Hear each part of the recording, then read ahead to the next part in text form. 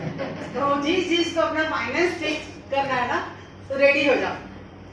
Thank you Shyamjit जी, मुझे बहुत अच्छा लगा कि आपने मुझे फाइनेंस मिनिस्टर बना दिया। सो नाम वही है। आज जो मेरा टॉपिक है ना, वो है कि सक्सेस के लिए क्या स्ट्रैटेजी होनी चाहिए, है ना। अब सक्सेस की बात आती है तो सक्सेस किसका? विभाजी तुषार जी का, कुर्जी नीलम जी का, रवि जी चेरी जी का, या मेरा?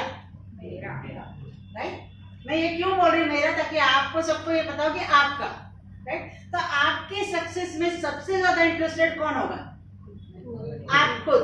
और अगर आप खुद नहीं है इंटरेस्टेड तो सक्सेस के चांसेस कितने हो गए? 0, राइट। तो अगर आप खुद इंटरेस्टेड है अपने सक्सेस के लिए, तो आप पहला काम करेंगे, बिजनेस में एंटर करते पहला काम करेंगे, आप अपने कोच या मेंटर के साथ बैठेंगे और अपना सक्सेस डिजाइन करेंगे। अब डिजाइन करते वक्त आपने 2 चीजों का ध्यान रखना है। क्या नहीं करना है मुझे, वो पहले लिखना है, उसके बाद लिखना है कि क्या करना है। क्योंकि क्या है, इस बिजनेस में ज्यादातर लोगों का बिजनेस नीचे तब आता है जब क्या नहीं करना है ये उनके दिमाग में नहीं है, या अगर है तो भी थोड़ा धुंधला हो गया। तो सॉरी, प्लीज मेरा कोई वहां से मोबाइल देगा, मैं टाइमर लगा दूं ताकि किसी और का टाइम ना खाऊं, ठीक है। तो पहला चीज आपने करना है कि आपने अपना सक्सेस का क्या नहीं करना है वो लिखना है, ठीक है। एंड उसके बाद आपने करना है कि आप क्या करेंगे। अब ये हो गया ना, तो मैं यहाँ एक डायग्राम ड्रॉ कर रही हूँ, इसको आप अपने मोबाइल में, इसमें आप पेज में अच्छे से ड्रॉ कर लीजिए।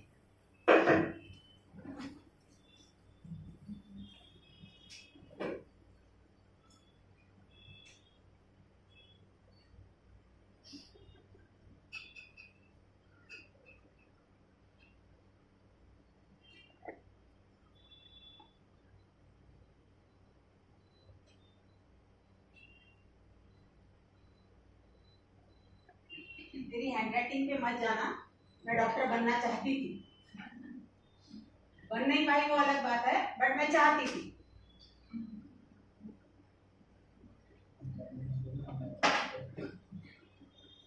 ये आप अच्छे से, हमेशा आपके माइंड में ये वाला स्ट्रक्चर होना चाहिए। ये जो है ना, ये बीच वाला इंपॉर्टेंट पर्सन है, और अगर इसको ग्रो होना है तो इसको इन दोनों की मदद लगने वाली है। एंड जब आप बिजनेस में स्टार्ट करते ना, तो आपको स्टार्टिंग में जो मदद लगती है वो लगती है आपके कोच और मेंटर की। रीजन मैं बताती हूँ आपको, कोच और मेंटर की जरूरत क्या लगती है, क्यों लगती है। आपको ढूंढना है कि कौन से कोच या कौन से मेंटर के साथ मैं काम करूँ। वो कोच, वो मेंटर जिसने या तो रिजल्ट प्रोड्यूस कर चुके हैं, आप वो प्रूफ देख रहे हैं, या वो रिजल्ट प्रोड्यूस करने के प्रोसेस में आप वो भी देख रहे हैं कि वो काम कर रहा है। रिजल्ट आ रहा है नहीं आ रहा है कोई मायने नहीं रखता है, बट वो काम कर रहा है, आपको दिख रहा है ना। तो आप ऐसे ही 2 लोगों को या तो अपना कोच मेंटर बना सकते हैं। ऑलरेडी रिजल्ट प्रोड्यूस कर दिया, आपके सामने दिख रहा है, अच्छा इतने लोग इनके टीम से है तो प्रोड्यूस कर चुके हैं, या फिर अभी वो प्रोसेस में है, कर रहे हैं। तो इनमें से आपको दोनों में से एक को चूज करना है। रीजन मैं ये बता रही हूँ क्योंकि आप देख चुके हैं, कोई भी चीज आपको देखने पर विश्वास ज्यादा बढ़ता है ना। आप लोग अपने माँ बाप को क्यों फॉलो कर रहे हैं? क्या रीजन है? कुछ देखा है उनके अंदर कि बचपन में किसी ने बताया माँ बाप को फॉलो करो, इससे फॉलो कर रहे हैं? रीजन क्या है माँ बाप को फॉलो करने का? उनको कुछ ना कुछ करते हुए देख रहे हैं, इसलिए आपने इनको भी कुछ करते हुए देख रहे हैं, इसलिए फॉलो करना है, राइट।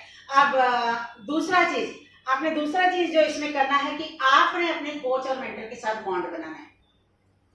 उनका वेट नहीं करना है कि वो आपके साथ बॉन्ड बनाए। क्यों? वो अपना सक्सेस हासिल करने के लिए काम कर रहे हैं, आपका सक्सेस हासिल करने के लिए काम नहीं कर रहे।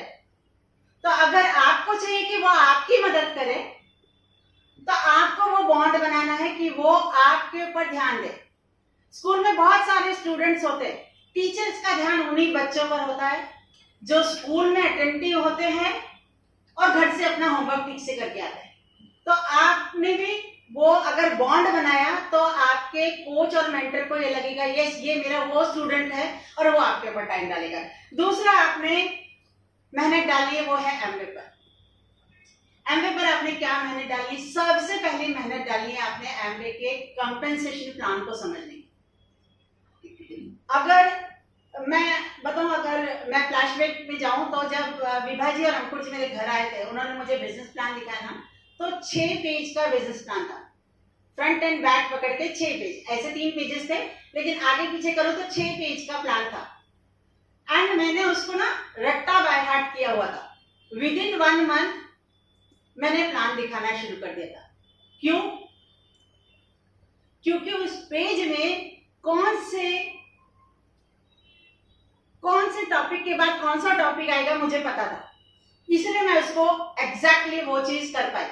तो आपका जो बिजनेस कंपनसेशन प्लान है ना, जिसका हम पीपीटी दिखाते हैं एवरी वीक, तो कई लोगों को मैंने देखा है कि एवरी वीक जब वो पीपीटी दिखाते ना तो उनका ध्यान या तो मोबाइल पे होता है या तो किसी से बात करने में होता है। यहाँ 2-3 लोग हैं इस मीटिंग रूम में जिनको मैंने हमेशा नोटिस किया है कि जब बिजनेस प्रेजेंटेशन चल रहा हो ना तो उनका ध्यान कहीं और नहीं होता है। वो 2-3 नाम मैं आपको गिना देती हूँ, उसमें मेरा भी नाम नहीं है तो मैं आपको गिना देती हूँ। एक है अंकुर जी, एक है सुनीता और एक मेरे बेटी का नाम नंदन आचार्य। इन तीनों को मैंने देखा है कि वो बहुत ध्यान से वो स्लाइड को देख रहे हैं, सुन रहे हैं।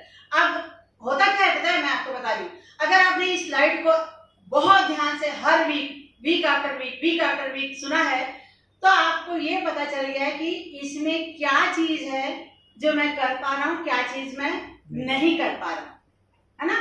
तो वो आप एक आइडेंटिफाई करते हैं।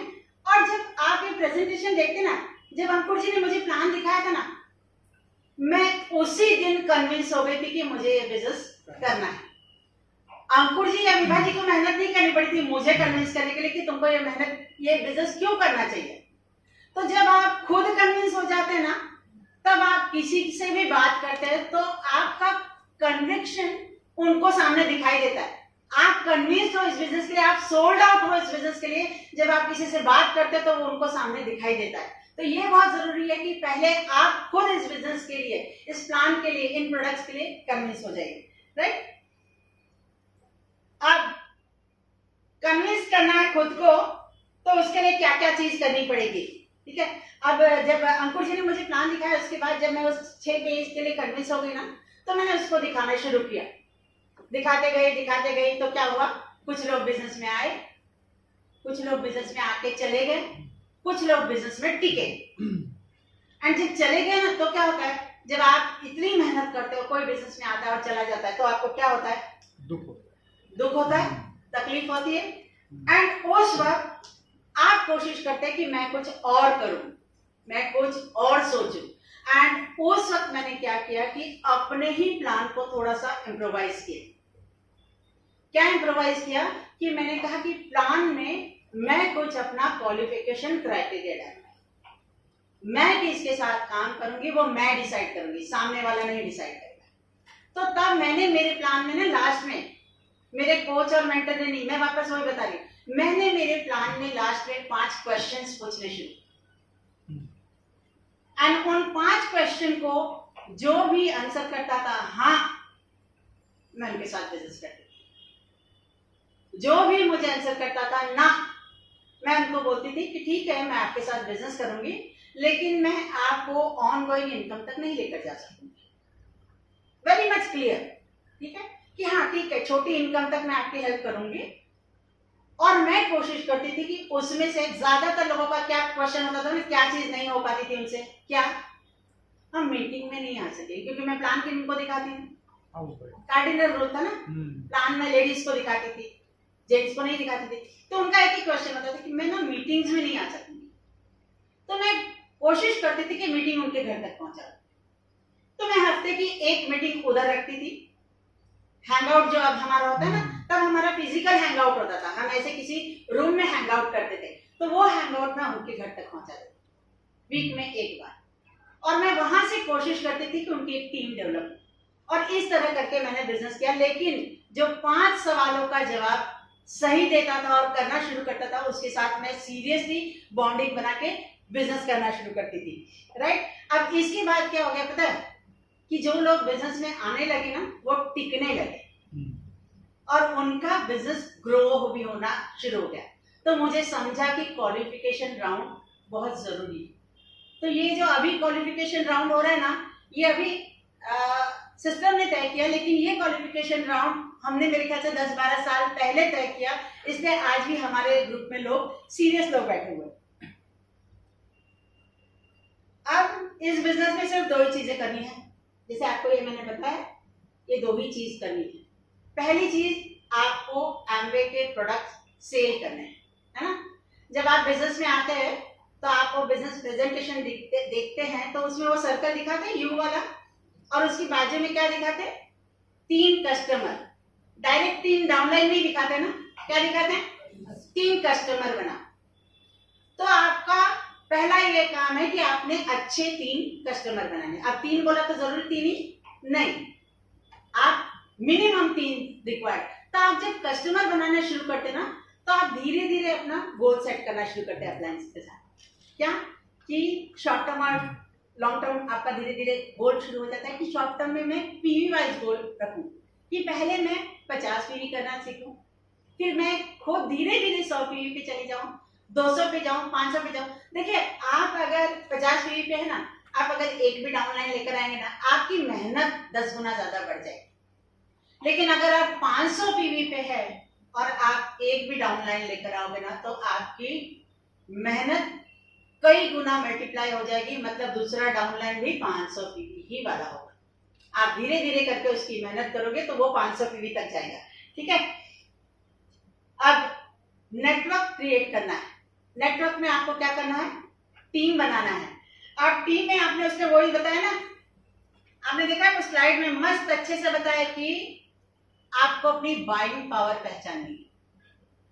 तो वहां क्या बता रहे, बाइंग पावर क्यों पहचाननी है,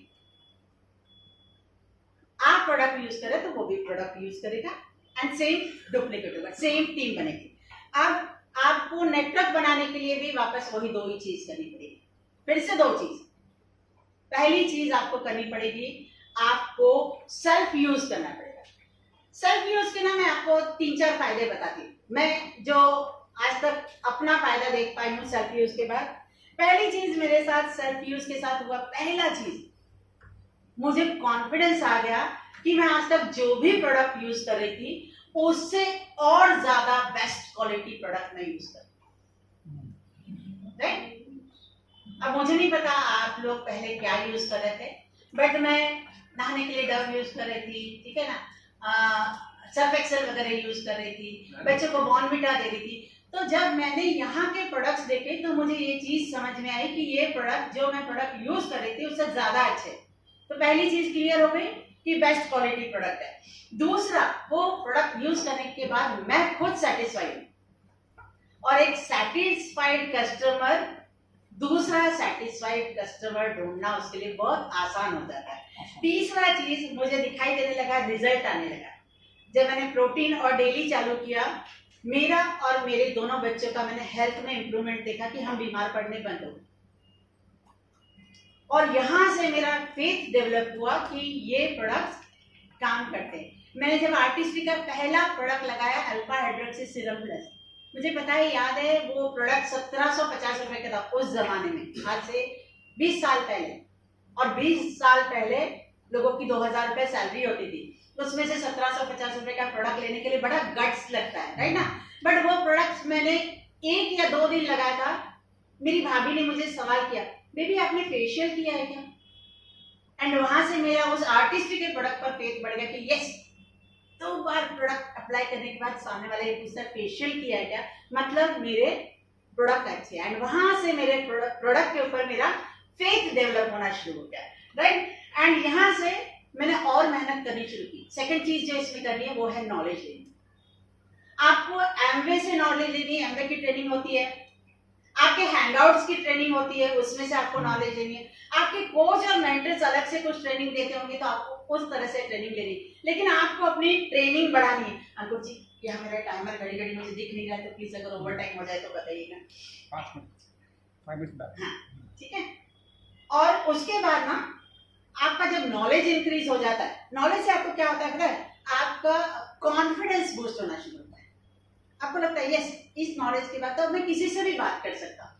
वहां से आप लोगों से बात करने के लिए रेडी हो जाते हैं। एंड वहां आपने एक काम करना है, अपने अपलाइन मेंटर के साथ बैठना है और अपना गोल सेटिंग करना है कि अब मुझे बताइए 3 to 21% मुझे जाना है, मैं क्या पीवी स्ट्रक्चर का गोल बनाऊं, कब कहां कौन सा चीज करूं।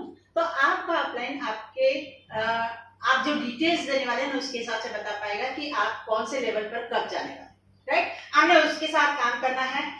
उसके बाद आपने नेटवर्क बिल्ड करने के लिए ना आपके कोच और मेंटर के साथ बैठ के लिस्ट बिल्डिंग के लिए मेहनत करनी है।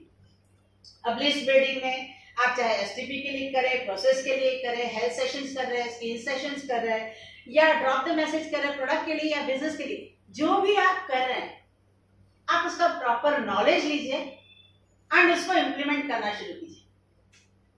नॉलेज का कॉन्स्टिपेशन मत कीजिए प्लीज, मेरी आपसे रिक्वेस्ट है कि इतना सारा नॉलेज लेने के बाद अगर आप एक्शन नहीं करें तो वो कॉन्स्टिपेशन हो जाता है, और कॉन्स्टिपेशन बहुत दर्दनाक होता है, मानते ना?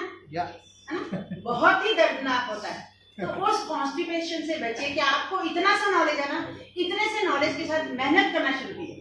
आपको 10 लोग ना बनेंगे, और एक कलेजा रखिए कि मुझे संसार का, मुझे अंकुर जी ने एक दिन पूछा अगर मैं बिजनेस छोड़ दूं तो आप क्या करेंगी। उस दिन मुझे ऐसा लगा काटो तो खून नहीं है, अब क्या जवाब दूं अपने को कि मैं क्या करूंगी।